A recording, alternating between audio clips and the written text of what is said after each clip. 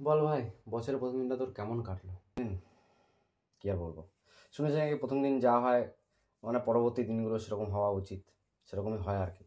তো ভাব, তো সকাল সকাল ঘুম থেকে উঠেছিলাম, হাঁটতে গেলাম, ভাবলাম সারা বছরটা এরকম করে হাঁটবো আর কি, তাহলে শরীর সুস্থ থাকবে, একদম ঠিকঠাক থাকবে। তারপর বাড়ি একটু খাবার খেয়েছিলাম, দিয়ে তারপর যা শুরু হলো তো বলার বাইরে। মানে বাথরুম যাচ্ছি, বাথরুম থেকে আসছি আবার, পায়ে জল শুকাচ্ছে না, যাচ্ছি আসছি যাচ্ছি আসছি, কমসে কম 8-10 বার যাওয়া হয়ে গেছে। মানে কি বলবো, মানে বছরের প্রথম দিনে গিয়ে আমার অবস্থা। তাই ওই কোনো মতে কলা সেদ্ধ, ভাত, তারপরে পোস্ত দিয়ে ভাত, এই সমস্ত দিয়ে ভাত খেয়েছি, হলুদ দিয়ে ভাত। তো কোনো মতে টিকে আছে আর কি। আর সবাই নুন চিনির জল খাচ্ছি, পয়সাও নেই, মানে মাইনেও পাইনি যে ইলেকট্রল জলটা খাবো। তাই কোনো মতে এদিকে টিকে রয়েছে আর কি। মানে বছরের প্রথম দিন মানে পুরো বেকার গেল। তোর বল, তোর দিনটা কেমন গেল? আমার আর কি কাটবে বল, এই প্রতিদিনকার মতো আজও সেই কাজে গেলাম। প্রাইভেট কাজ, ছুটি ছাড়া নাই, কি আর করা যাবে। কাজে গিয়ে গিয়ে খালি মরতেই হচ্ছে, আর কিছু না।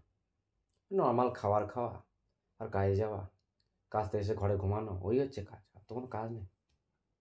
আমাদের আর কি 31st বা 1 জানুয়ারি একই ব্যাপার। মানে জীবনটা ক্যাজুয়াল হয়ে গেছে, মানে কোনো স্পেশাল ডে বলে কোনো ডেই নেই।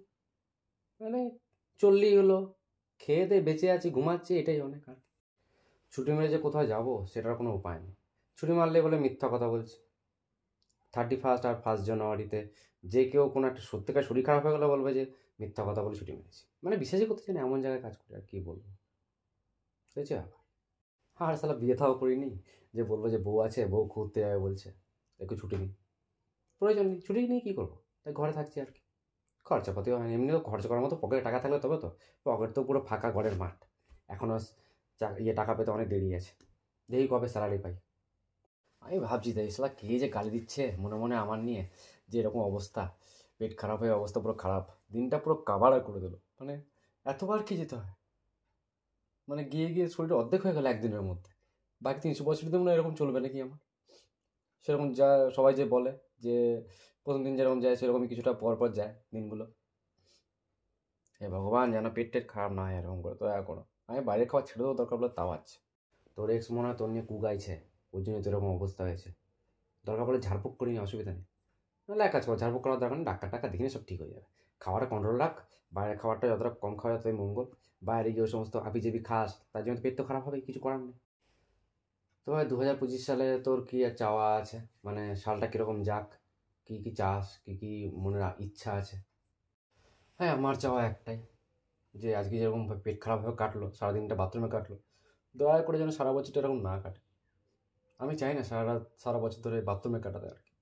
আর ঠান্ডার মধ্যে যে ঠান্ডাটা পড়েছে, একদম পিছন ফাটানো ঠান্ডা, কত কষ্ট হয়েছে ভাই, বলার বাইরে। আর হবি তো হবি, সে ঠান্ডার দিনেই পেটটা খারাপ হতো, কী আর বলবো। এরকম দিন যেন আর না যায়, এটাই প্রার্থনা করি ভগবানের কাছে। আমার ইচ্ছে একটাই, যে টাকা পয়সা ইনকাম করবো, আর যেন শালা কপালে কোনো পেতনি না জোটে, যেন আমার লাইফে কোনো পেতনি না আসে, শান্তিতে থাকতে চাই। সিঙ্গেল রয়েছি, সিঙ্গেলে থাকবো, তাও ঠিক আছে, চারিদিকে যা দেখতে পাচ্ছি, সিঙ্গেল কাটতে চাই, তবে গিয়ে সুখ শান্তি পাবো, আর কিছু না। এই শালা জুটে গেলে মুশকিল আছে কোনো একটা, তো একাই ঠিক আছে।